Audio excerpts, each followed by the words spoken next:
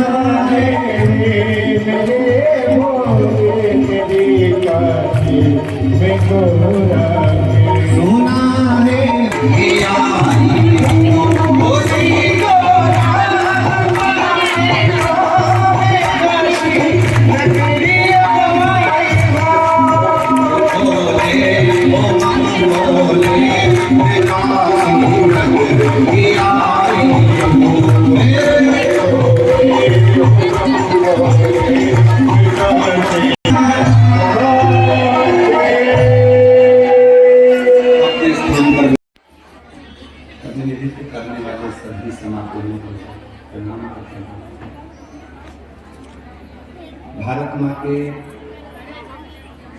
इस पवित्र दिव्य और भव्य प्रांगण में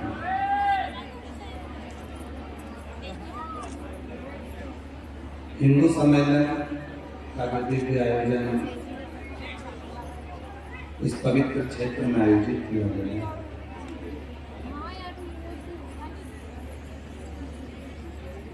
और देखने में मिल रहा है कि जितने पुरुष हैं उतनी ही मेरी जीजी है। मतलब ना जीजा भारी है ना जीजी भारी है, दोनों का लेवल बराबर। और कहीं देखो बहुत सारी बातें संतों ने भी अपनी वाणी में कही है। भैया जी भी बड़ी सुंदर सुंदर व्याख्यान में आपको वर्णन कर रहे थे।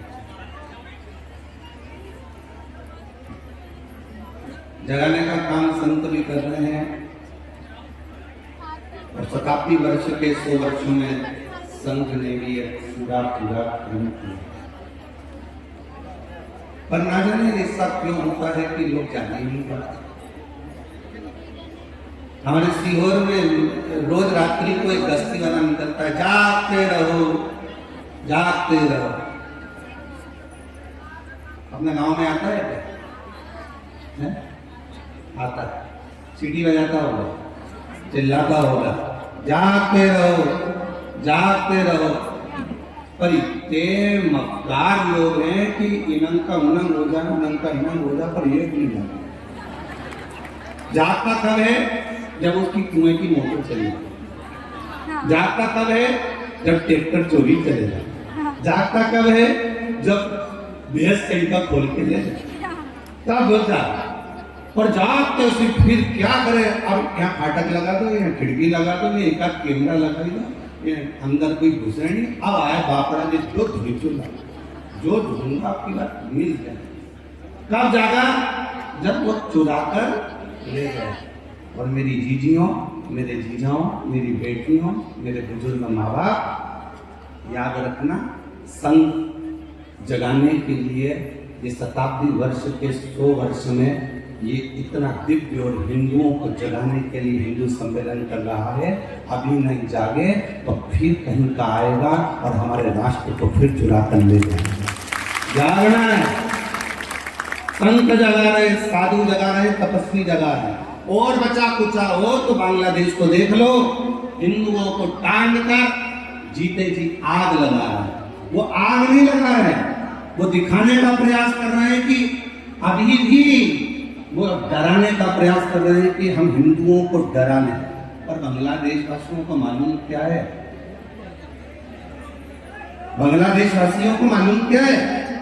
ये हिंदू का वीर है, ये शिवाजी की भूमि है, ये वो भूमि है जहां पर झांसी रानी लक्ष्मीबाई जन्मी है, जहां अहिल्याबाई जन्मी है, जहां स्वयं बड़े बड़े संत साधु तपस्वी जागकर महाराणा जैसे सामने आए हैं। भले वो घास की रोटी खा लेते हैं, पर एक तलवार के वार से अच्छे अच्छे अंग्रेजों को जो गिरा सकते हैं, तो ये ना सोचे बांग्लादेशी कि हम थोड़ा सा डराकर हिंदुओं को थोड़ा डराकर नीचे कर देंगे। जिस दिन जैसे आज आप एकत्रित हुए,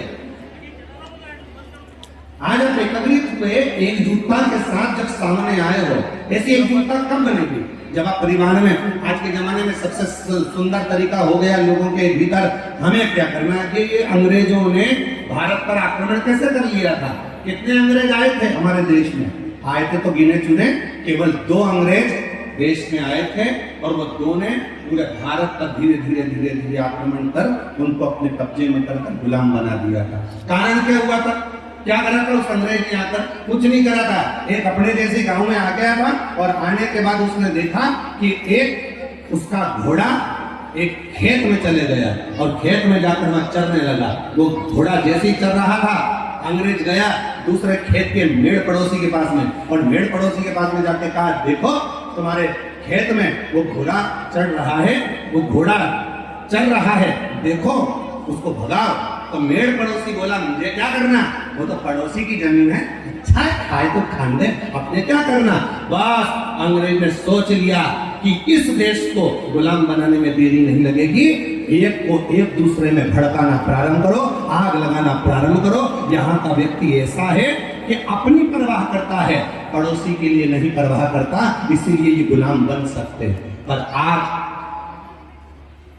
हिंदू सम्मेलन के माध्यम से क्या करा जा रहा है, आपको बताने का प्रयास किया जा रहा है कि जो अड़ोसी, वो हमारी भाषा में कहते हैं, हमारी भाषा में हम बोल देना